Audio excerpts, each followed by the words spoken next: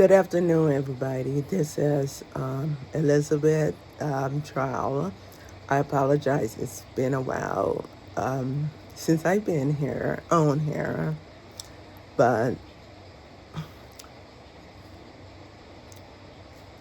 I am planning on talking about why this has been something that I rarely share, especially to the public. I'm all on YouTube, but one of my main struggles, especially after all of this happened, it just got worse. One of my main struggles and battle that I've been fighting all my life has been major depression. Yep, I finally said it to the world. But the reason why I am saying is because I, just like me, who has been ashamed of my struggles and been trying to hide it and control it. I know that there are other people out there who had the same issues and trying to hide it and just don't want nobody here. I know that there are other pastors, other leaders who also is struggling with depression. And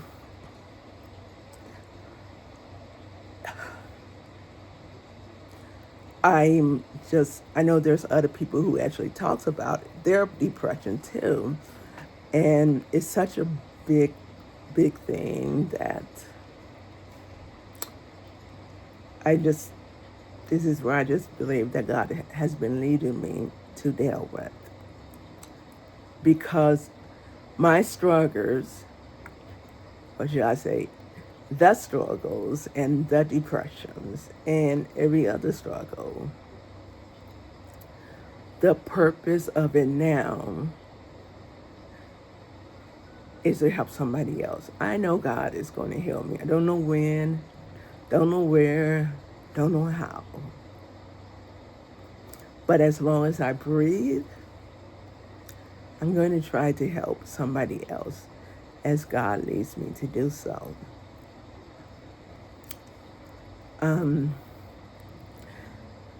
The depression is it was one of the why there has been so many inconsistencies.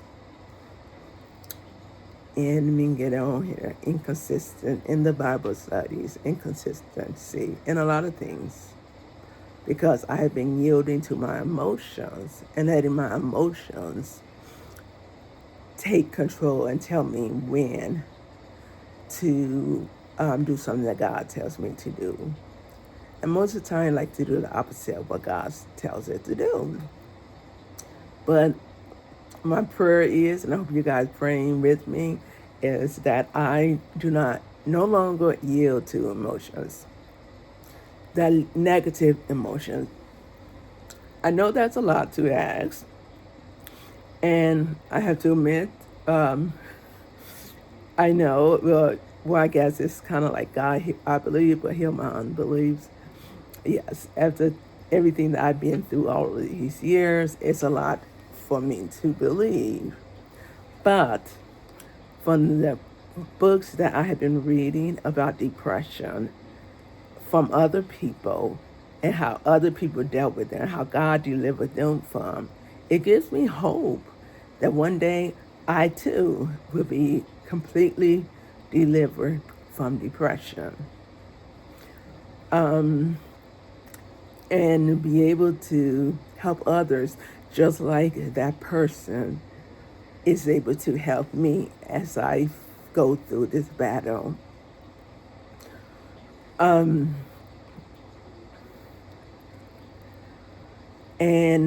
with my current struggles, anything anything can be a set off for me in a negative aspect. If there is real bad news, that will set me back.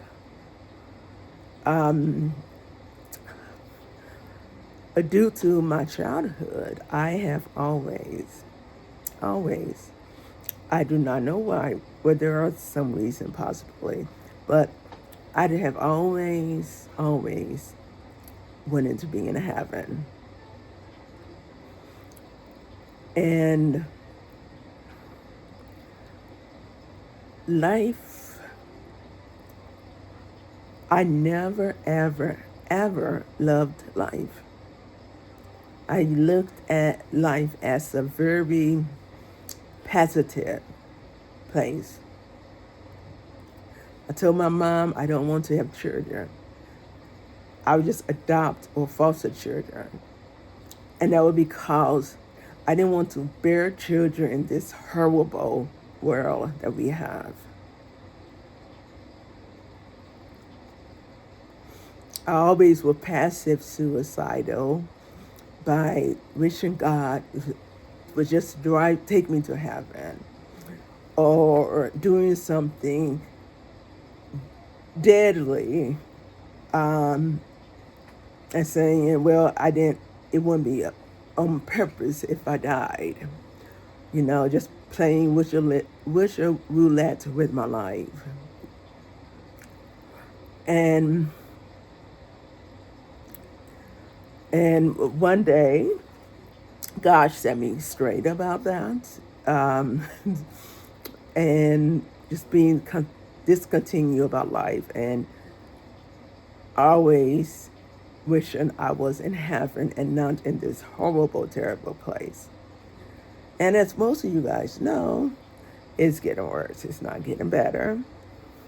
But one of the reasons that I ended up just stop constantly thinking about that is because in the midst of me thinking about that, the scripture came up. And I know it's nothing but God. It would be perfect. I don't know the direct scripture. But I believe it was Paul when he said, in all things I have learned to be content.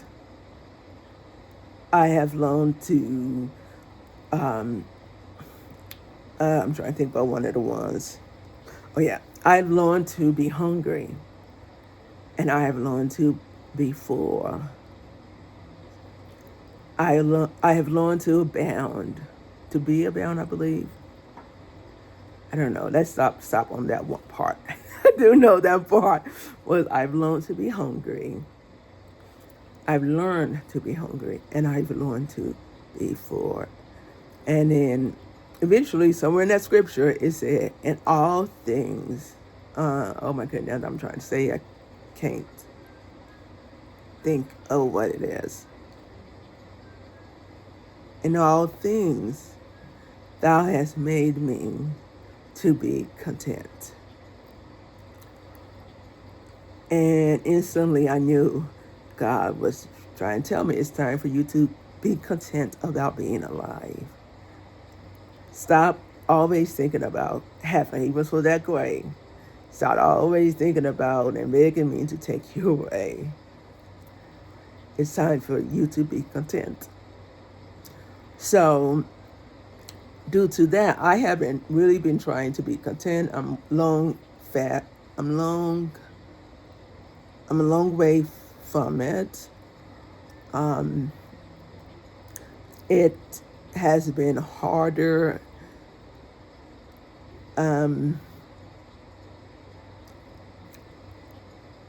when all of this stuff attacked my body and my mind. I have to admit, it has been harder to still be content and to not go into depression over it. But I'm trying. I guess that's the most important thing, is that I'm trying. And with God's help, we get through every day, moment by moment, we are getting through. My main desire is I want to become consistent. I do not want my emotions to control me. If I'm supposed to be teaching, I need to be teaching. If I'm supposed to be going to minister, I need to go. Instead of saying an excuse about why I cannot go. I need to do whatever God wants me to do, despite of how my feelings are. And if I do that, that actually will lift me up. I just have to do it. And so I think this probably would be, hopefully I see you guys more than that this sooner, but I think this is probably would be my focal points, because I know I am not alone, and there are many, many people, leaders and pastors, who struggles with this so much in secrets, and things that, they can't tell nobody. They can't admit it in person because they're a pastor. They're supposed to be strong. Yeah, there's lots of stuff you don't tell everybody, even you're not a pastor. But there are things that God has given you or allowed to happen to you that it is not, that He did not allow it to happen to you for you to keep it to yourself, but for you to let it go so it can be of a help of someone else. Now I am going to end on this note. Even when I think I was a teenager, I struggled with depression from teenager years and up. I believe I was like 16 or so. And the depression was so bad and was continual. And even though I was 16, I knew that this was just depression, and it was just pressing down on me. And I remember before I went to bed that night, I was crying to God, and I asked God, why are you not helping me? Why are you not helping me through this depression? Why are you not there? Why are you not helping me? And then I fell asleep. The next morning, I literally could not get up. It was as if I was paralyzed completely. No matter how much my mind wanted to get up, I was completely paralyzed with depression. I literally was in bed for 16 hours due to not being able to get up.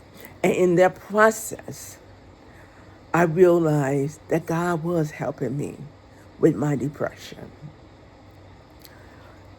And God allowed Himself to remove Himself totally and to say, okay, let me see how you do it on your own.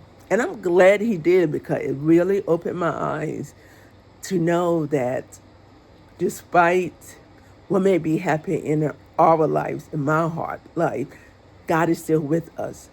God is still helping us, even though it may not seem like it.